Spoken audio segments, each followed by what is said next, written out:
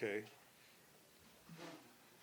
This is the leadership of the Northeastern Province Parliamentary Group.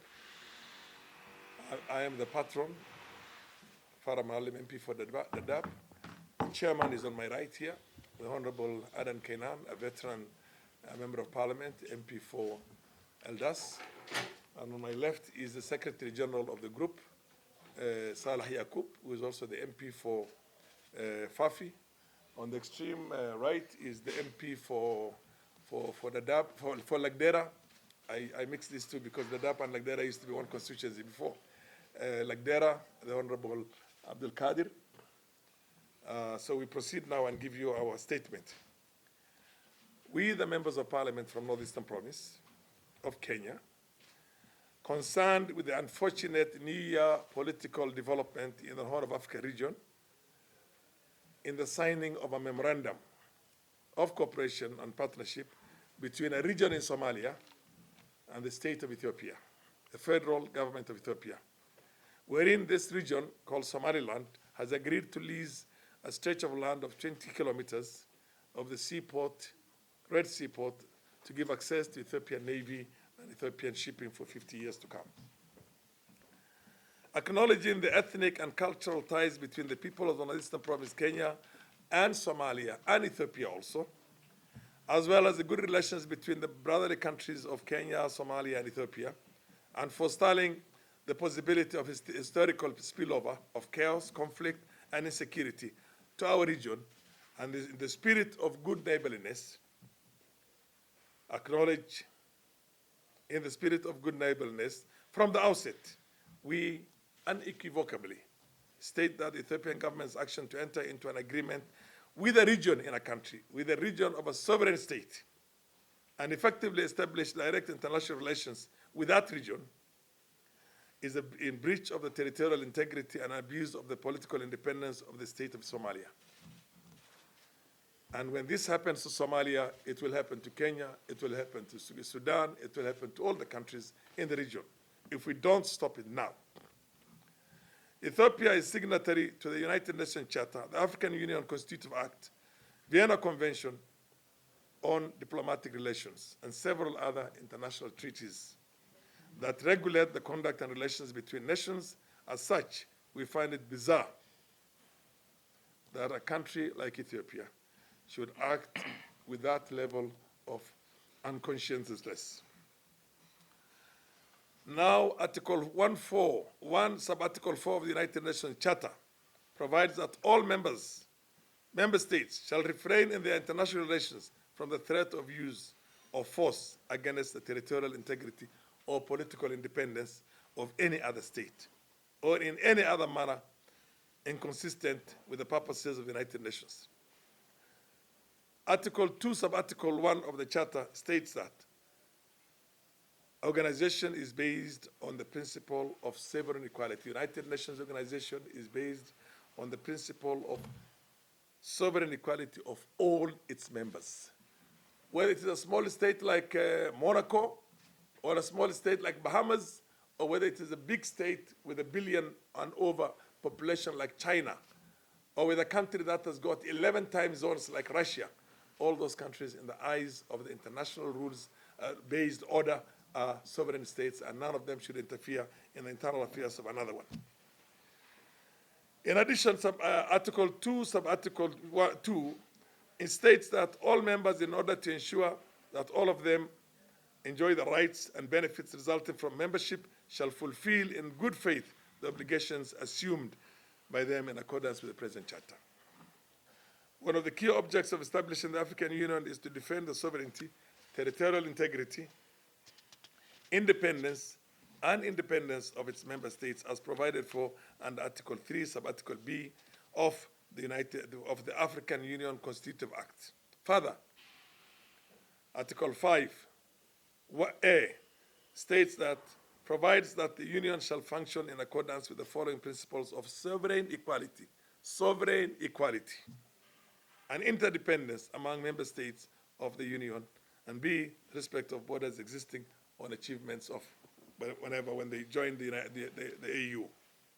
Therefore, clearly, Ethiopia has no diplomatic legal room as regards the lease of land or access to seaport within Somali territory without doing it with the federal government of Somalia and with purporting to do it with the region in Somalia. That itself is illegal, unconstitutional, and in international law, that itself is a travesty of the rules-based order of the international community. It is our considered view that Ethiopia is well aware of the jurisdictional confines, the historical animosity between the nations of Ethiopia and Somalia. These are countries that went to war 3 times in history. And it's going to be very easy for them to start another 4th war again.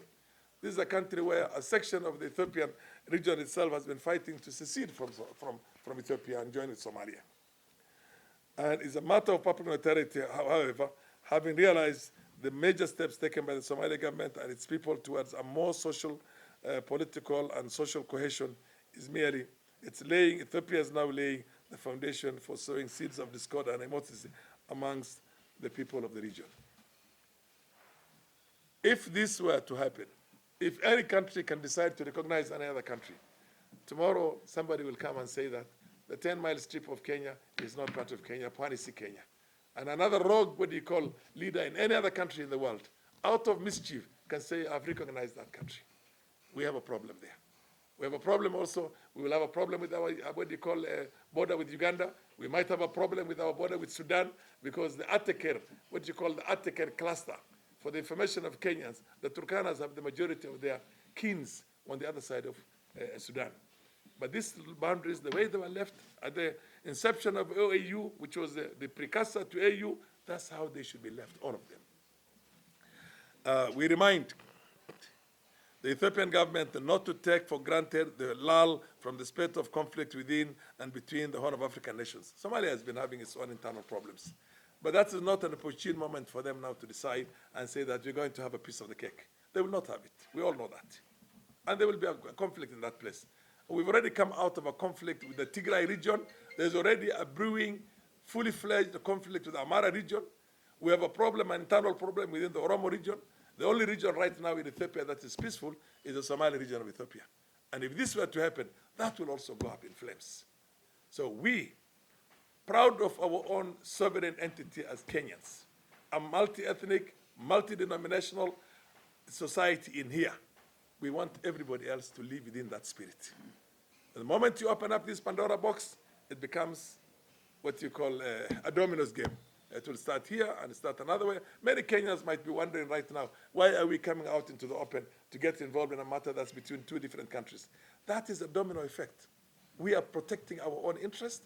We are protecting our sovereignty. We are protecting our integrity, territorial integrity as a state in this country. And the only way you can do that is to stop it if you see it, some kind of a mischief happening in the neighboring countries. And we don't want to accept that. We remind the Ethiopian government not to take for granted that lull. It baffles that being the nation that suffered the most recent war, which claimed over 1 million lives, and thus expected to prudently target its human and financial resources towards nation building and healing the fresh wounds occasioned by Tigray and Amara regions. It is instead gearing up to open new war fronts with another country, in another neighborhood. We remind our Ethiopian brothers of the preamble of the Vienna Convention on Diplomatic Relations, which states that the purposes and principles of the Charter of the United Nations concerning the sovereign and equality of states, the maintenance of international peace and security, and the promotion of friendly relations between countries in the region. Finally, we call on the African Union, the IGAD, and the United Nations to urgently institute measures for cessation of any possible hostilities in the area because people are gearing up for a conflict. I can tell you this for sure, for free. There's no way the Somali nation itself and Somali people are going to sit back and watch a portion of their land being taken by the Ethiopians. No. They will take up arms. And you never know when this conflict goes wild. It could spill over to everywhere. We're already hosting today, as we're talking right now, in excess of 700,000 Somali refugees in Kenya. If you're going to have another conflict in there, and you have a country which is about 25 million, 30 million, and the neighboring Ethiopia, which is 100+ million, then we have a problem, even as a country in Kenya, of the spillover of that conflict in terms of refugees and displaced people. So we are calling on the Ethiopian government, we are calling on IGAD, we are calling on the United Nations to urgently institute measures to make sure that there is no conflict in that area. And Ethiopia, or the Republic of Ethiopia, the government of Ethiopia is brought back to its own senses to respect all these charters and all these international treaties and conventions. Thank you.